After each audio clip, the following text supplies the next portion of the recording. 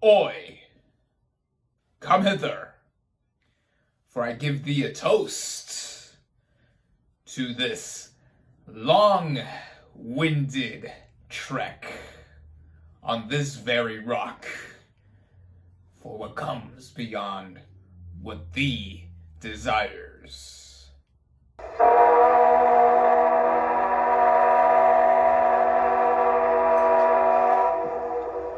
What is up, everybody? RandomRandomMan here, and if you're watching soon after I've uploaded this video, happy Halloween! Except if you're like me, who lives in the Midwest and it is currently freezing and snowing outside.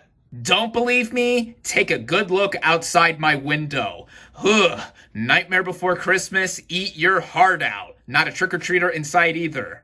Either way, I've made myself a makeshift outfit of a 90s kid, though I was born in the late 1990s, so growing up I was a 2000s kid. Either way, it's Halloween, so I guess it fit the occasion, but you're not here to see me talk about all that. You are here because I am bringing you my review for The Lighthouse.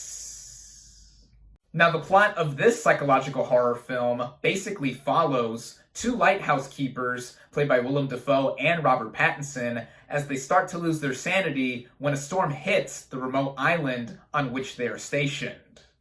Going into this movie, I was curious to see how it would turn out. This film is co-written, produced, and directed by Robert Eggers, who previously brought us The Witch, which was his feature directorial debut, and a strong one, I might add, at that. That's saying something, as I have repeatedly said that I am not the biggest fan of horror, but when the concept hooks me, it gets me intrigued to see it, which was definitely the case with The Lighthouse, as there was a lot of talk of this film coming out of its Cannes Film Festival premiere, where it also won an award, and a lot of conversations have been sparked given how this movie was made and the two actors at the helm here, Willem Dafoe and Robert Pattinson. I think these two are some of the best actors working right now. Which directly leads me to talk about the cast and their performances. Willem Dafoe and Robert Pattinson play the older and younger lighthouse keepers respectively, and these two give some of their best performances I've ever seen from them to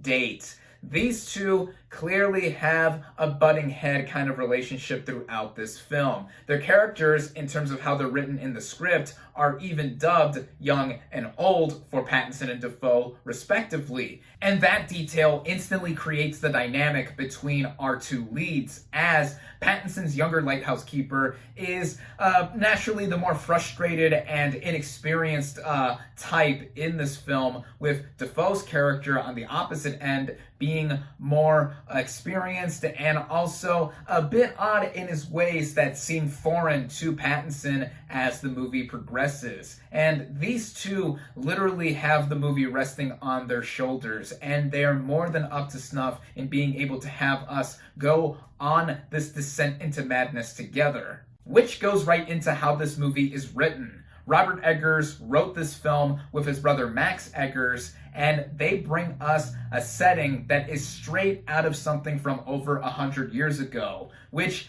is when this movie does take place in the 1890s. So we see these two literally get on this island where they are going to be lighthouse keepers, and we see their day-to-day activities from there on out. And in between all of that, we get scenes where our two main characters are sitting down with one another and engaging in dialogue-heavy tete-a-tetes.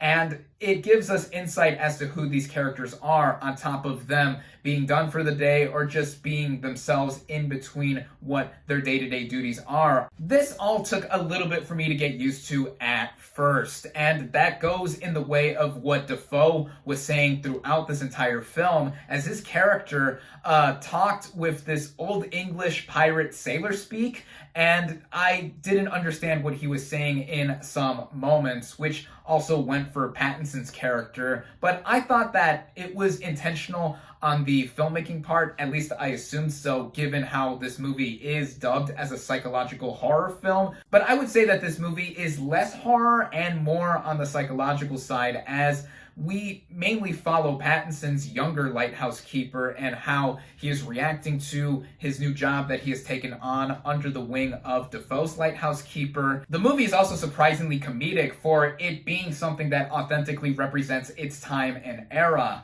as there are fart jokes, poop jokes, jokes about masturbation, and it being shown on screen, but it's done so to also get into the psychology of our characters. That permeates throughout the rest of the narrative, and Robert Eggers' directing in guiding us through all of this is very tight. It's focused on this structure that him and his brother have written on paper, and how he is showing us a lot of visuals that emphasize the morosely and meticulously metaphorical nature of it all. This is something that will be of contentious note for some viewers who go into this film not knowing what to expect. This movie is slow, never to a necessarily boring extent, given how I was engaged with how this movie was on a visual and production level, which I'll get to in a moment, but it felt sometimes overly indulgent in basking in the time period and setting that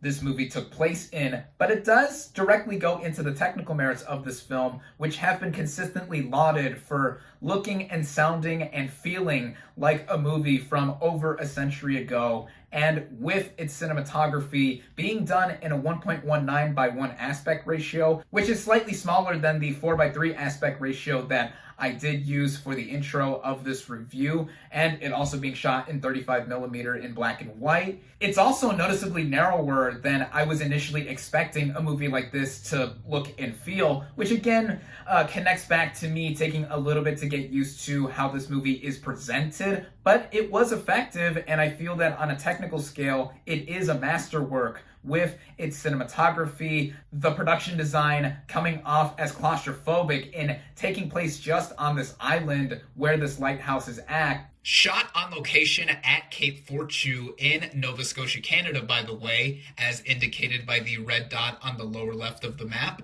And connecting it to the aspect ratio, wow. What a match made in heaven in terms of how it came together on the screen, and even the score. The music here, which is ambient for the most part, but when it does heighten to a level where we see the emotion and the overall personality of these characters coming into play. And with the foghorns that blare throughout, similar to how Hans Zimmer's signature bomb sound effects are booming across the films that he scored, it's something that not only added to the music, but also in the sound design, in it feeling like we are stuck on this island with our two leads. It felt so for its hour and 50-minute running time, which for some will be a challenge to get through. And on top of all of the other allegorical and mythological imagery that this movie does present to us, and had a bit of me thinking about and also bewildered by what it was trying to say, the movie does have a lot underneath the surface, even if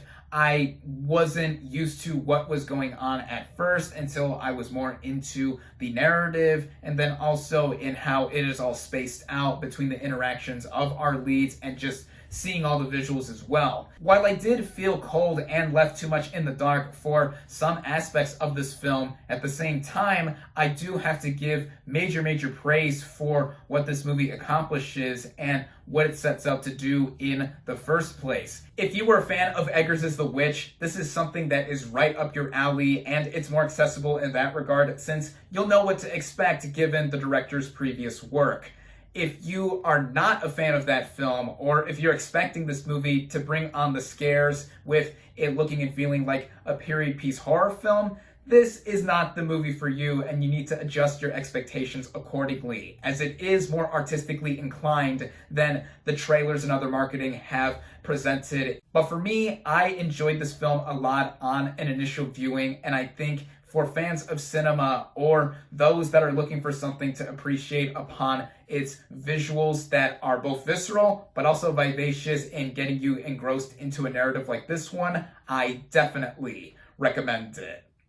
My final verdict for The Lighthouse is 4 out of 5 stars.